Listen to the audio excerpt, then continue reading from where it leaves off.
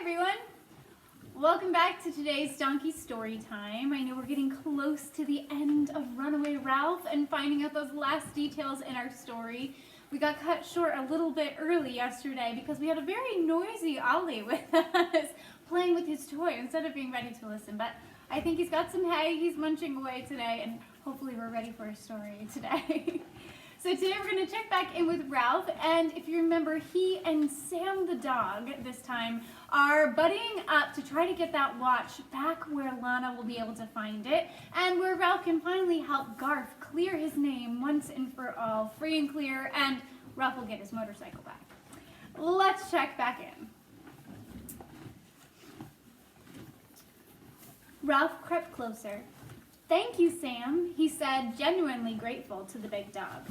"It was all in the line of duty," said Sam. "Still, one thing bothers me.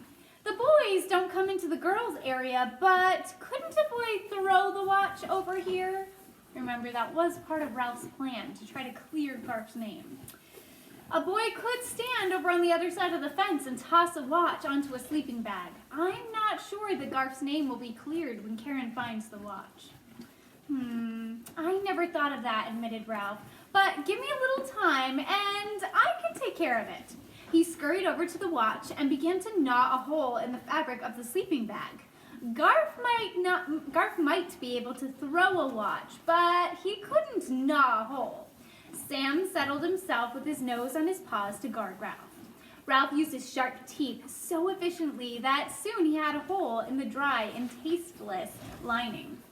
He waded into the dacron stuffing, dragging the watch behind him.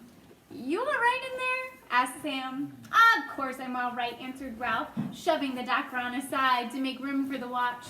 The dacron was softer than the most finely shredded Kleenex. It was softer than the nylon stockings or pillow feathers or anything soft Ralph had ever experienced at the inn. "Then I'd better get on my way," said Sam. "I still have the barn to inspect." Ralph popped his head out of the hole of the sleeping bag. "Hey, thanks a lot, Sam," he said. "You saved my life. I really mean it." The watch band still protruded from the hole, so Ralph crawled back inside and tugged some more until he was sure it was safely out of sight. There. When Karen climbed into her sleeping bag that night, she was sure to feel a lump, investigate, and discover her missing watch in the place where Garth could have never hidden it. The dacron was deliciously soft, and Ralph, who was tired after a sleepless night of worrying, "I've got to get out of here before rest time," he told himself, but part of him answered, "Go on, take a short nap, only a minute or two. Rest time is a long way off, and you need some time to sleep." The dacron was soft and cozy. The sound of the campfire muffled, and Ralph was tired. The next thing Ralph knew, the sleeping bag was moving. He heard the swishing sound of a long zipper being closed and felt himself being lifted up off the ground. Then a screen door slammed, the sleeping bag was set down, and a pair of hands smoothed it out. "Drat," thought Ralph, "now I've done it." He heard the muffled sound of boots being thrown on the floor. The cot beneath him heaved, and a sudden weight seemed to flatten Ralph, even though he was cushioned by the dacron stuffing. Ralph could not help himself. He squeaked. The weight pressing on him was removed instantly. The springs bounced, 2 feet hit the floor, and Ralph heard Karen's muffled voice say, "That's funny. I'm sure I heard a squeak." "It's your springs in your mattress, silly," said another girl. "No," said Karen. "It was more like a mouse, and it was right under me." "Quiet, girls. It's rest time," said the counselor. "I'd better get out of here," thought Ralph, crawling out of his dacron nest and in between 2 layers of flannel lining. As he started toward what he hoped was the open end, he heard the swishing sound of the zipper. The top of the sleeping bag was thrown back, and Ralph was exposed for all to see. "Eek!" squealed Karen. "It is a mouse, and he isn't even squashed." Ralph leaped to the floor and was aware of a double row of girls staring at him from their bunks. He darted toward an overturned riding boot, realized that he would be trapped inside, and darted the other way without knowing where he was even going. Now all the girls were squealing, "Catch him! Don't let him run away! Isn't he darling?" "He isn't darling in my sleeping bag, said Karen. Sock-clad feet hit the floor. Get a wash basin, someone yelled. Catch him under a wash basin. Girls, cried the counselor. Ralph darted this way and that. No matter which way he met feet, he was frantic. He knew he had to find a way to escape before someone clapped something over him. The screen door creaked, so he knew someone had run outside for a basin. A hat, someone shouted. Where's a hat? In his panic, Ralph ran up over a foot in a white sock. Its owner screamed. Sam, alerted by the scream, began to bark. A straw cowboy hat plopped down on the concrete floor, making a dark dome over Ralph. The daylight that shone between the straws seemed like a starlight sky to a mouse. Look, shrieked Karen, a hole in my sleeping bag. He'd shoot a big hole right in my sleeping bag. Sam, frantic to protect the girls, scrabbled his paws against the screen door. It's only me, squeaked Ralph, but no one could hear him. Ralph was alert, waiting for someone to lift the hat so that he could make a dash, if not for a knothole, at least for the shelter of a bunk. There's something in the hole of my sleeping bag, cried Karen. My watch! Look, it's my missing watch! Feet went padding over to Karen's bunk. The screen door opened. One set of dog footsteps and two sets of human footsteps entered. Those of the girl who had gone to the wash basin and those of someone else. Girls, what's going on in here? Asked Aunt Jill. This is supposed to be rest time. Ralph could hear Sam snuffling around in circles with his nose on the floor. The girls all tried to speak at once, but Karen managed to tell them about finding the watch. So Garth couldn't have taken it, said another girl. And we have the mouse in person right here under the hat, said another. Sam's nose came to a halt right at the hat brim. Hey, Sam, it's only me, squeaked Ralph in alarm. He was relieved to have Sam sit and began to pant. Ralph pressed his eye to a crack in the straw and saw Sam's long pink tongue hanging out. But what I don't understand, said Karen, is how the watch got inside the hole. A mouse couldn't have put it there. You'll never know, thought Ralph in grim amusement. Aunt Jill, what shall we do with the mouse? Ralph heard one of the girls ask. We're going to scoop him up in the wash basin. Not if I can help it, thought Ralph.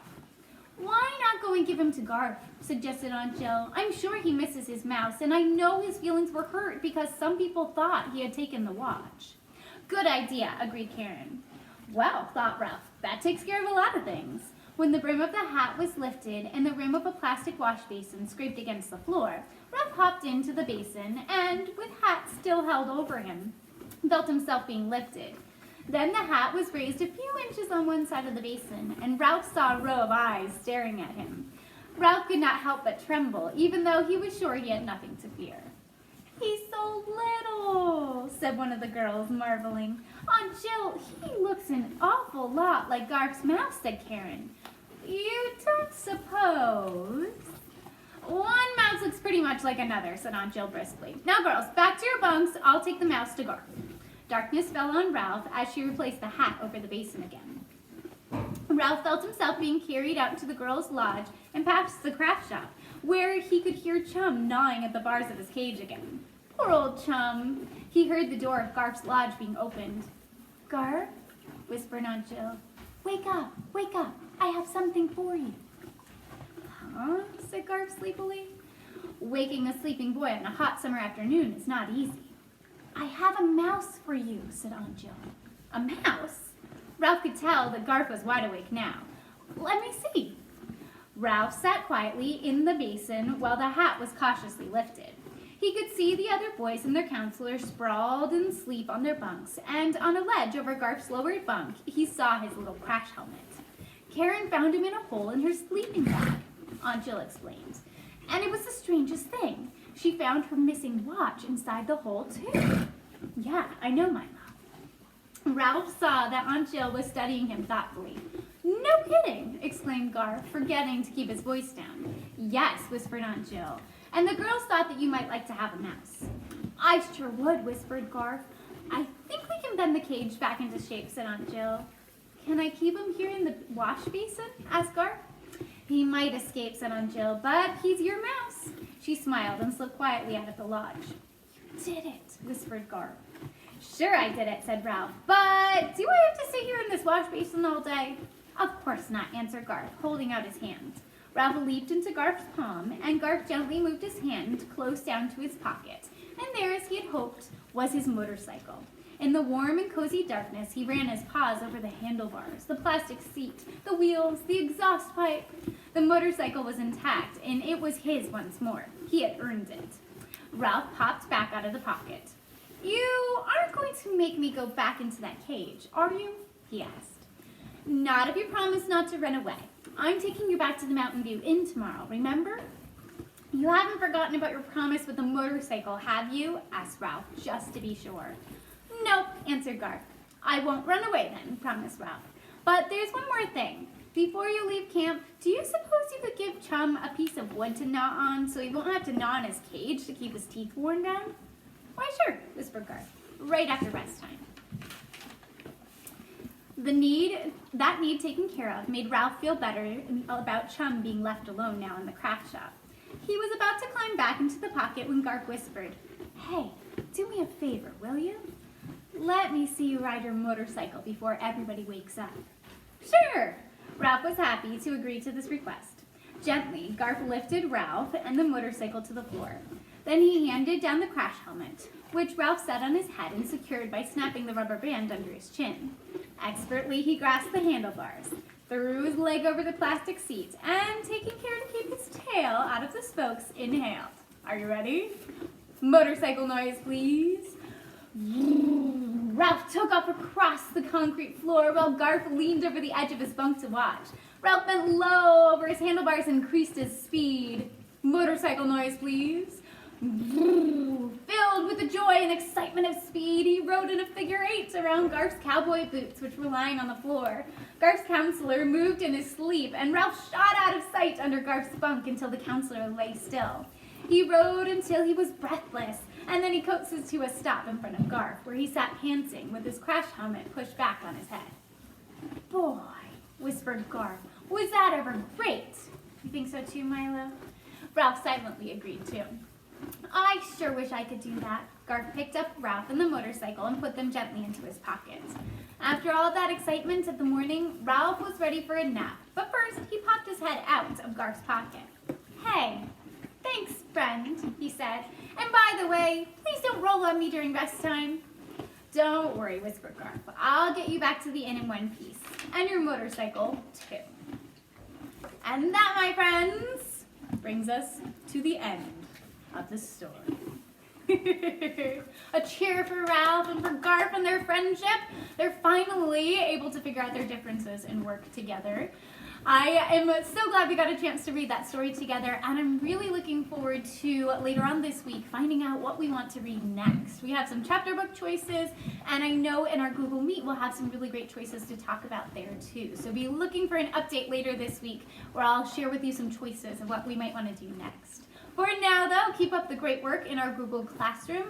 Don't forget to look for moments where you can show caring and kindness to your family and friends, and where you can look for moments to be flexible and help others. Keep up the great work, and I'll see you all soon. Bye, guys.